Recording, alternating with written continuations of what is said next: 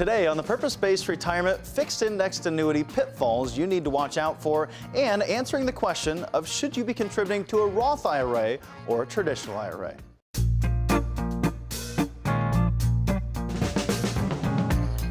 Welcome to the Purpose-Based Retirement with certified financial planner practitioner Casey Weade. It's not how much we make during the good times, it's how much we keep during those really bad times. Casey leads a team of financial advisors with decades of experience, helping families across the country retire with the confidence they deserve. The Purpose-Based Retirement assigns every dollar you've saved a specific purpose to meet a key retirement need. Whatever risk you faced, we've got a plan for that. Stay tuned and learn how you can look forward to a worry-free, purpose-based retirement. Good to have you back for another episode of the Purpose-Based Retirement. I am Lee Kelso here with Casey Weade, certified financial planner and the president of Howard Bailey Financial. The tax law that just came about also has changed not only the taxes you pay, but also some important changes in Roth IRAs. And so we want to make sure you understand that they are a powerful tool. So let's talk a little bit about that. First, let's start with basically what's the difference between a Roth and a traditional IRA? Yeah, and we've always had this discussion, but we're having it more so today, more than ever, because the Tax Cuts and Jobs Act, also known as the Trump tax plan, has just presented a huge opportunity for Roth conversion.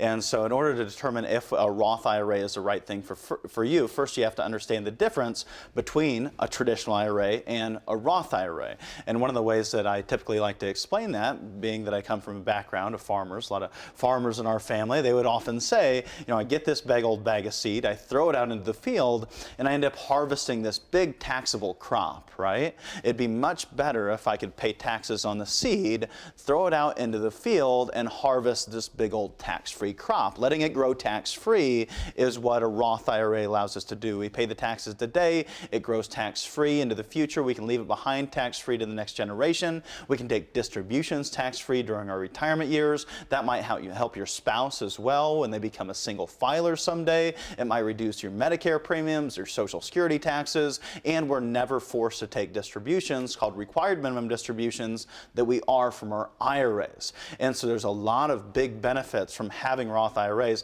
I've never met a retiree yet that didn't wish all of their traditional IRA was a Roth IRA. So how do I do that? How do I move my traditional IRA money into a Roth characterization? Well, if we're younger or we're still working, we can always do contributions as long as we're within certain income limits for traditional Roth IRAs.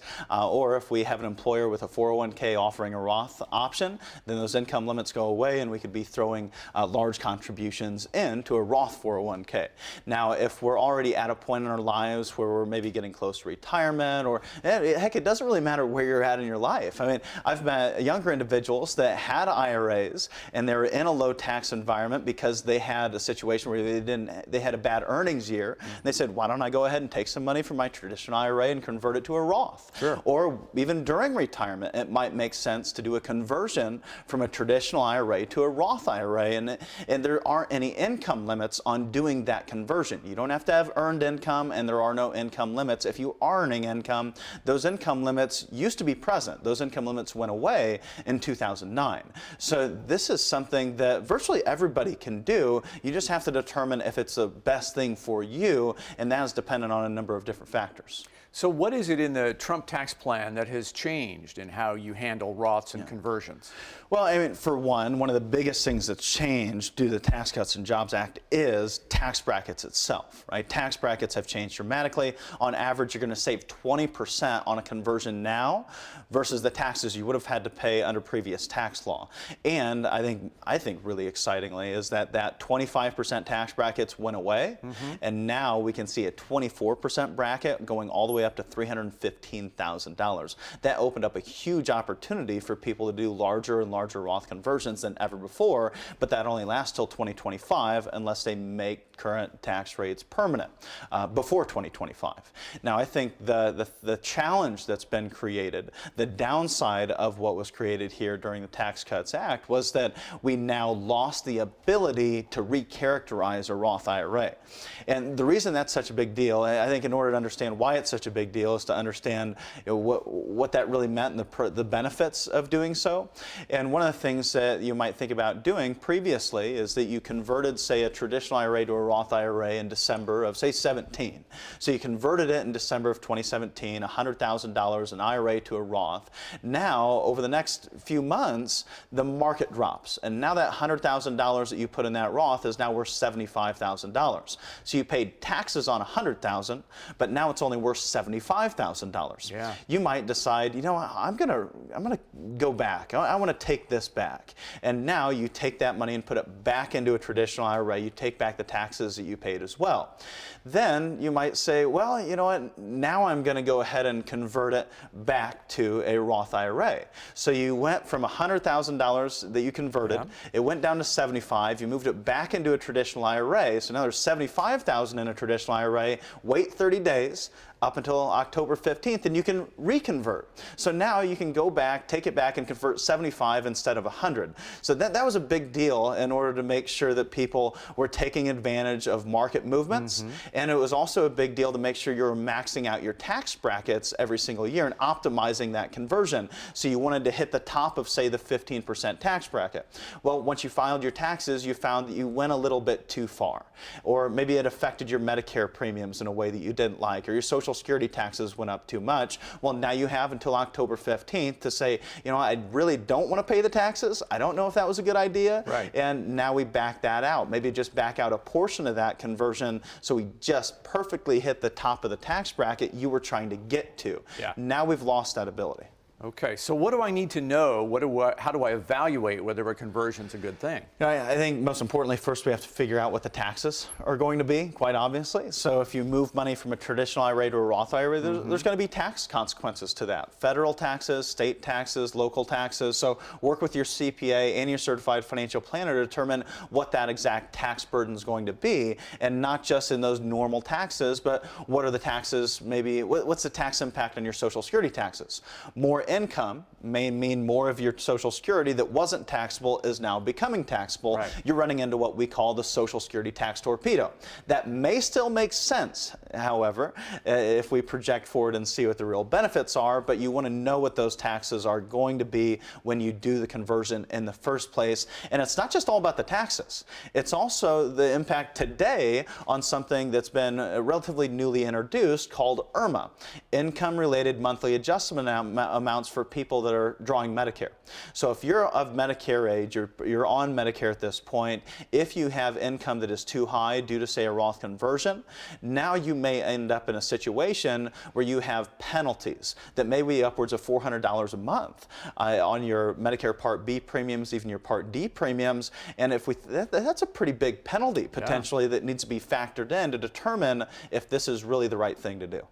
So how do I determine all that? There's a lot of variables you just laid out here. How do I figure out if it's a good move? Yeah, well, I think we need to project the benefits of that conversion in the first place. So is it a good idea today? A lot of people just say, well, you know, I'm in this tax bracket. This seems like the right thing to do. My advisor told me to do it, so I'm going to do the conversion, without actually incorporating it into a financial plan and projecting forward what the long-term benefits are going to be.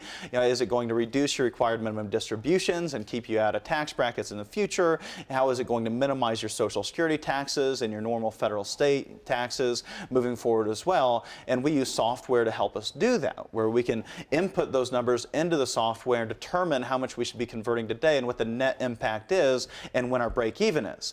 The hard thing to really quantify when it comes to the benefits of the conversion are the benefits to the legacy members, the individuals that are going to ultimately inherit that Roth IRA someday, because they may be in a tax bracket that's unknown. They may not receive that for 20 years. So we don't know what their tax bracket's going to be due to tax law and how much income they're going to have at the same time. And now if they have a Roth IRA, now we have to quantify benefits that might be stretched out over generations, right? Tax-free growth for generations is very difficult to quantify, but the numbers can be massive and can quickly make a lot of sense of doing that conversion in the first place. So there has to be a strategy for when I actually step up and write the check and pay the tax on a Roth conversion. Yes, and that is something that I think is kind of misunderstood. There's a lot of advisors and a lot of talk out there that if you can't pay for the taxes out of another bucket, if you have to pay it out of the conversion, then you shouldn't do it at all. I would strongly argue against that. I think it's much deeper than that. It still makes sense to do the conversion if we're going to take it out of an IRA, because sooner or later we're going to have to pay the taxes on that IRA in the first place, so why not go ahead and take it out of the conversion amount? Yeah, there's reasons against that, but if you don't have any other options, that's still a viable solution. Now, I would rather see you take that tax that's due out of your earned income, if you've got excess earned income, or take it out of a taxable account. For instance, let's say you convert $100,000, you've got $25,000 in taxes due. If you take it out of the conversion amount, now you've got $75,000 that's in a Roth IRA and growing. It would be better if we had, say, a mutual fund portfolio. It's kicking out capital gains, dividends, interest. It's creating taxes on money we're not spending. Let's go ahead and sell those funds, use $25,000 there, eliminate some ongoing taxation, and use that to pay the taxes. Now we've got a full $100,000 in a Roth rather than 75, all growing tax-free, much more tax advantageous than what was in those mutual funds outside of the IRA, which is now a Roth IRA. So when do I do this conversion? How do I know the best time to actually do this transaction? Yeah, well, I think this takes some thinking and some strategizing, especially due to tax law changes. It didn't used to be quite as big of a deal. There weren't quite as many of risks because it was almost a no-brainer to just do it at the beginning of the year, because you could always always recharacterize if there was an issue throughout the year, if the market went in the wrong direction. Now, losing out on the ability to recharacterize, now we have to evaluate what those pros and cons are of when we do it throughout the year. Let's take, for instance, a chart here that I'd like to share with anybody and say that we do it at the front end of the year. So let's say we're converting $60,000 from a traditional IRA to a Roth IRA. This dark blue line here at the top of your screen, that dark blue line represents us doing a full $60,000 conversion at the beginning of the year. Now, if we do that, we've maximized the growth potential of that Roth tax-free. So if we convert $100,000 and it grows to $120,000, we've got $20,000 in tax-free growth. Now, if it goes the other direction, that $100,000 turns into $80,000 we can't recharacterize, and we still have to pay taxes on the 100. Right. Now, if we want to minimize some of those risks, we could also convert this light blue line, which minimizes Roth conversion risk, is by converting everything at the end of the year. If we convert everything at the end of the year, we don't have to worry about the market going down, but we do have to worry about the market going up. You missed all that gain. We might miss out on some of that tax-free gain. Right. So there's two strategies that are being employed today. One of those strategies is to kind of diversify or dollar cost average those conversions. So on $60,000, instead of doing at the front of the year, the back of the year, let's do $5,000 a year and just diversify that risk. We're going to do it every single month for the next 12 months. And that diversifies that risk. That's a decent strategy. My favorite strategy is a barbell strategy, where we're going to convert a portion of that in the beginning of the year and the other portion at the end of the year in large chunks. I think this balances both growth and timing.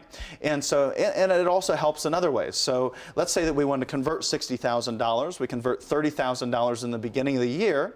And at the end of the year, we have a better estimate of what our tax liability is really going to be.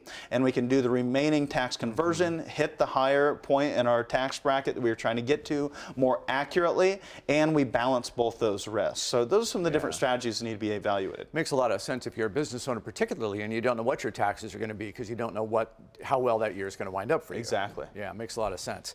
Well, if all of that is fairly complex, and I think it is, I think you might need to learn a little more about exactly what's going on in your portfolio. And one way you can get that information is by attending some of the educational opportunities that Howard Bailey offers. And that's why I'm going to direct you to the purposebasedretirement.com.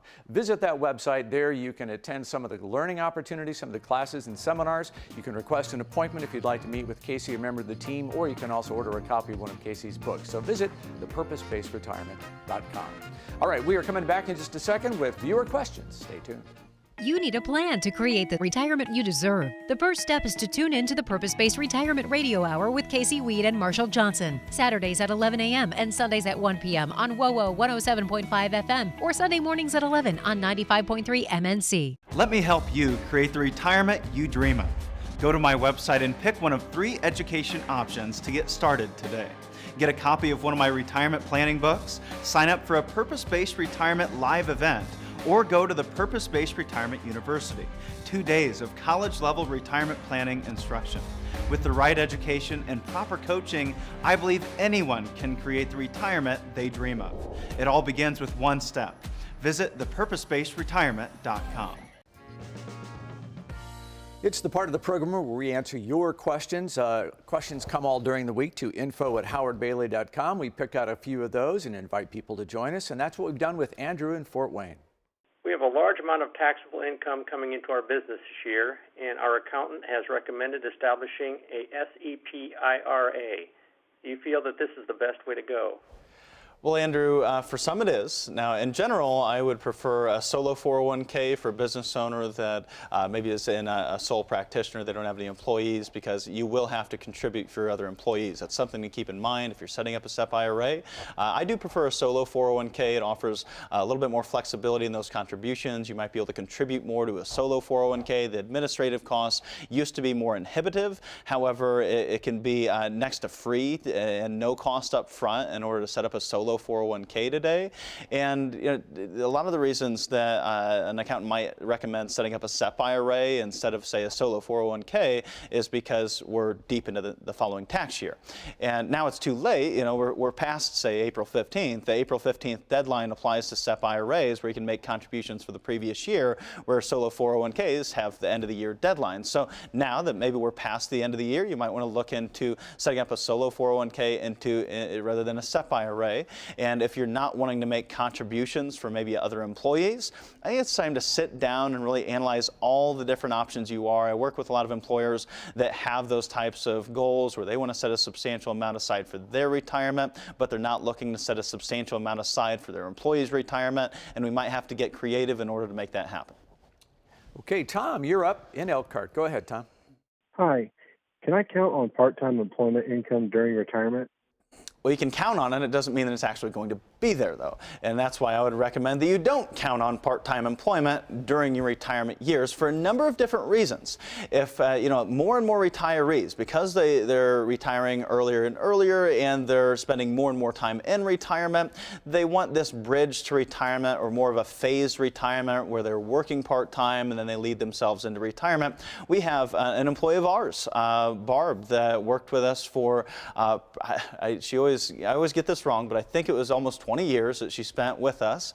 And over that period of time, she worked full-time, and then for the last 2 or 3 years, she started working fewer and fewer hours. We gave her that phased retirement, and that was great for our business. It was great for our clients and the families we work with, and it was great to have her around because she kind of became a member of the family. However, a lot of large businesses don't allow you to do that. There's been surveys that show that 80% of employers see that their employees plan on a phased retirement. However, only 30% of employers actually allow for a phased retirement for those employees. And so you need to, one, make sure that your employer is going to allow that phased retirement and that part-time transition.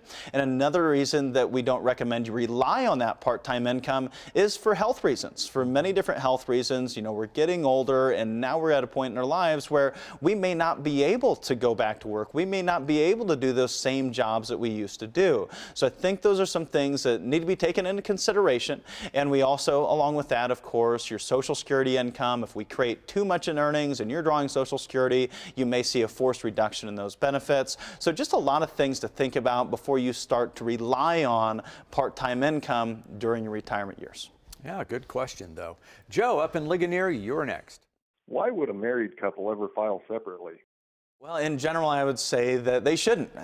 Most couples are going to see more tax benefits, especially after the new Tax Cuts and Jobs Act, by filing married rather than filing separately. That's typically the right way to go. However, there could be some reasons that you end up deciding to file separately, and this is why you need to sit down with your CPA and just have them run the numbers. Why not go ahead and have them run the numbers, say, can you set this up and show me how much tax that we're going to owe as a couple, married filing jointly, how much we're going to owe if we file separately, and then you just take the one that works out the best. One of the reasons, there's a couple of reasons that somebody might do a married filing separately return, and one might be legal reasons. If you feel that your partner's not doing the best job with their taxes, maybe you're concerned about them getting in trouble, getting audited, you might want to file a separate return and separate those things. Some couples like to keep their finances separately, and that can keep your finances separately a little bit more black and white. Maybe you're going through a separation or a divorce, and you want to preempt that and start making sure that you've got some proof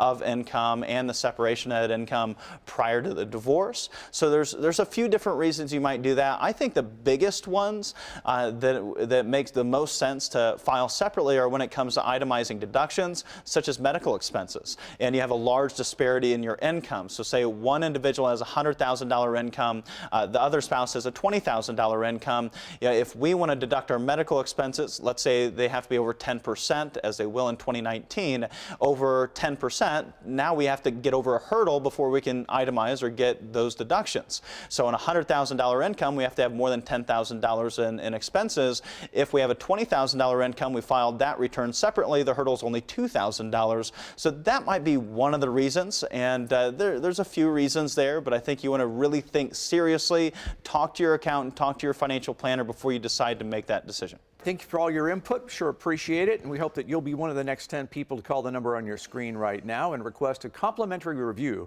of your financial situation. It's an important opportunity that I hope you'll take advantage of and learn more about fees and taxes you might be paying that maybe you don't have to. So be one of the next 10 people to call, request that complimentary review. You'll sit down with Casey or a member of the Howard Bailey team, and we'll get you headed toward a purpose-based retirement. Our question of the day has to do with a downturn in the stock market and risk that we could be facing. What is the average length of time, or rather, what is the time it takes to recover from the average bear market? The answer when we come back.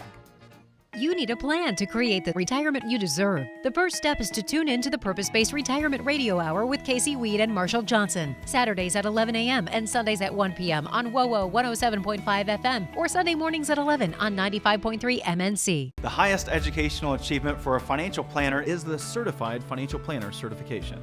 At Howard Bailey, all of our frontline advisors are CFP practitioners. Certified financial planners have been thoroughly vetted with the right education and experience to coach you through the complexities of your retirement.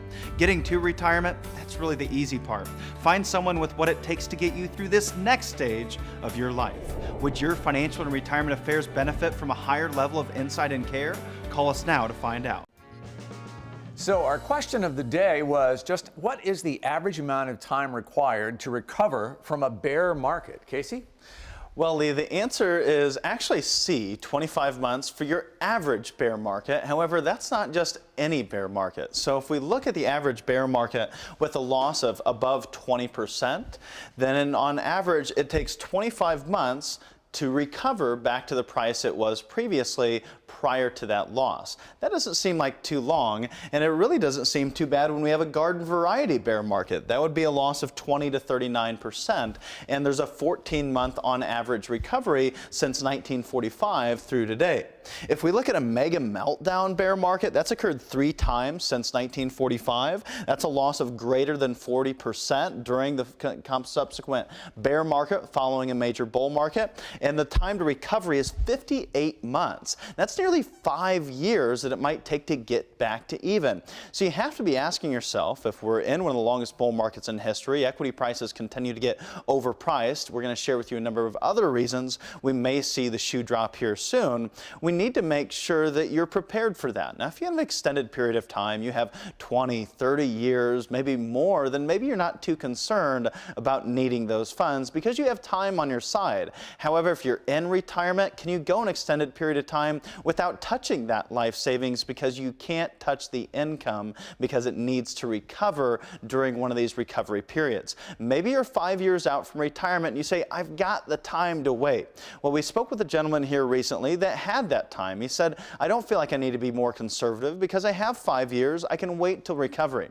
And he could wait till recovery. He would probably get back to even by the time he got to his retirement date. However, he would not have enough funds for retirement without at least a little bit of growth in his 401k over that period of time. So we want to take multiple things into consideration to make sure that you can handle these types of losses that may occur in the future. Because it feels like we've got some deja vu out there in the markets. We've experienced bubbles like this in the past, and there's always a day of reckoning. Let's take a look at some of those bubbles, and one of the things that might have caused them in the first place is our own federal government.